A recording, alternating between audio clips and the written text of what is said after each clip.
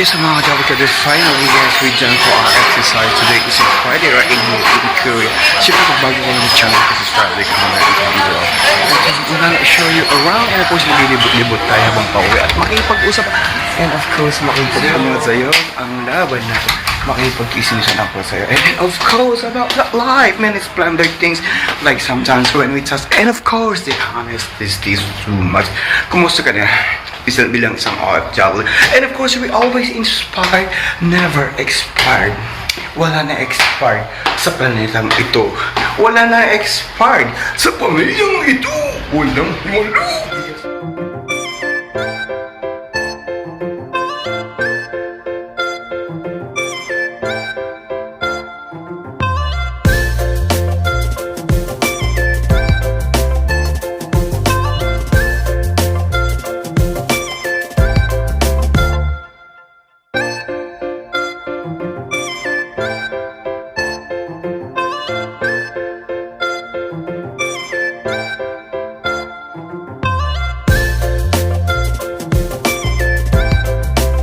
Ay asa ating tao ang tiyaga, asa Diyos ang awa. Well, we're gonna give you a tour today, and of course the weather is so nice and it's not so cold, it's so cool. Kumusta ka ba? At maganda ka pa sa panahon. Ito, nag-gym ko katapos lang ng exercise mga tiyaga. So ang mga gym ko today, igagala mo na at gagawa mo na content at makipag-dismiss mo na tayo sa iyo, and I give you a little bit like a short road tour right in here in Korea. It's really like a beautiful day. Look at that beautiful truck. Yeah, simple lang pamumuhay ng mga Korean. They really work hard, and of course, you know, the Korea is the most number one in Android and sa kanilang technology right in here. And of course, kasi napakadaming factory. Marami nangangarap na magpupunta in here. And of course, hindi mawawala ang kanilang mga Android. And of course, ang kanilang internet is really best. And of course, kanilang mga pampaganda, ang kanilang mga plastic surgeon. It was so really good. Yes, mahilig ka pa sa pampaganda, sa pampagwapo. Siyempre, hindi na rin papahuli ang bansang Pilipinas kasi mahilig tayo sa mga K-pop, K-popan. Yes, kung may K-pop, and of course, sa bansang Pilipinas, meron din P-pop kasi Filipino K-pop. Yes, baka isa ka doon, isa ako, sad ka pa. Siyempre, andun ka, andito ako, ikaw ang bida lagi sa kwento ko. Pauwi pa lang ako, so right now is I'm going back home to eat something. Wow, it's really good. Nag-gravy ako ng mga foods. Imagine dyan, there's a Chinese food and of course right in here.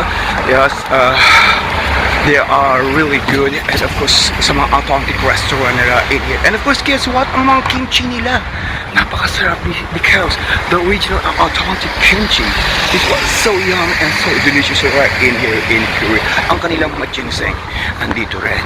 Yes, malay mo, dito mo rin makikita ang iyong forever. No, sana. Sometimes like you thinking about, pag nakikita rin yung like parang gusto kong sumayaw. But it's okay. Let's go continue ang ating talk and a little bit like a short show. And look at the beautiful sun.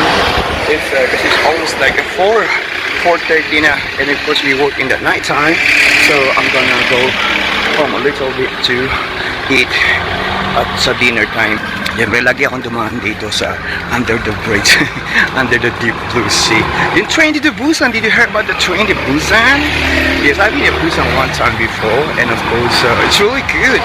Nakakamsin ang Kimhae, and of course, ang Hyundai, yung mga ocean nila, and of course, yung kanilang mga resorts, sa mga beach, like the Boracay. What is really good, and of course, right in here, you can see, they have yung wall nila, talagang wala nakatambay, and of course, right in here, meron silang mga painting. Parang singganda ng buhay mo. Ang painting is parang life. Saan ka ba? So I'll give you like a mock tour and continue talking about many things. And like sometimes when we talk, the hardest is too much. And of course, walang himala. Ang himala ay asa tao.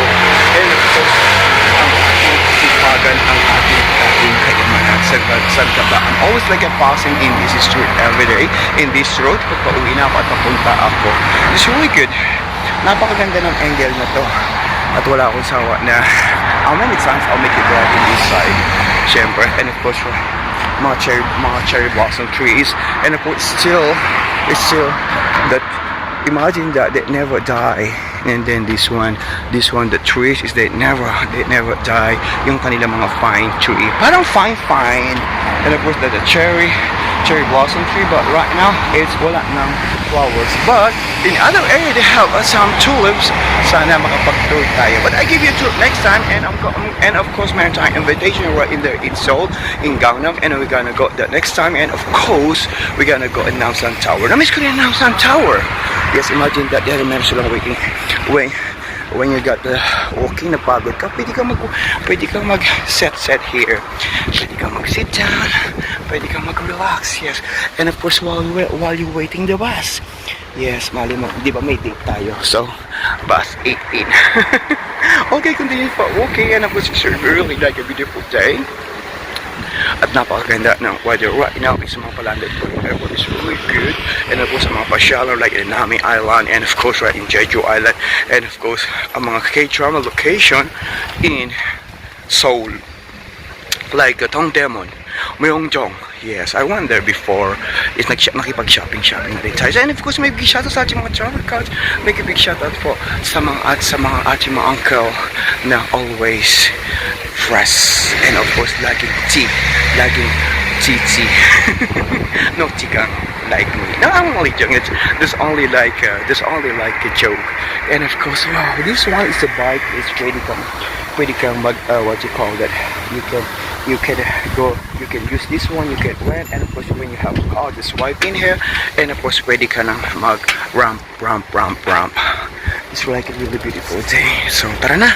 Oh my god, I'm still waiting because like it's still red. I'm waiting the blue or the green lights to go. Right now it's step like in the nighttime right here, there's a lang like mga LED. Yes, ang ganda ng panahon, mas maganda pa sa panahon. It's almost like a rush hour. Marami na mga pakuwi natin yung mga jobber cars to be there. Yes, mga jobber cars, imagine just right in the day have some small parking here, and of course they have a free gym outdoors. It was so beautiful, it was amazing. Napakagaling nga ng Korea, no? Hindi siya naman nalipad sa mga like, sometimes when you're like lazy to go to the gym, and of course we broke like me, so we can go exercise in this side. Napakaganda at napakalinis, but it's alright, it's really beautiful. And of course the kids, they can play in there, and of course pwede tayo mag-play then, and of course the beautiful trees. Andiyan nakatira si Tikbalang, si White Lady, at saka si Manananggal. Well, it's time to say goodbye. Maraming salamat po sa inyong lahat, and of course please do subscribe po my channel, leave comment and down below. And of course thank you so much for our Facebook page, for always supporting my Facebook page in all over, especially right in there in Madrid International Airport, and of course in Spain, Buenos Dias, Buenos Noches, Buenos Aires, and Luzon, besides at Mindanao. Once again, magandang gabi umaga po sa inyo lahat mula sa Mansang Korea. This is your Korean Angel, never tired to share my story. Paalam po sa inyo lahat, and of course we always inspired, never expired. Bye bye.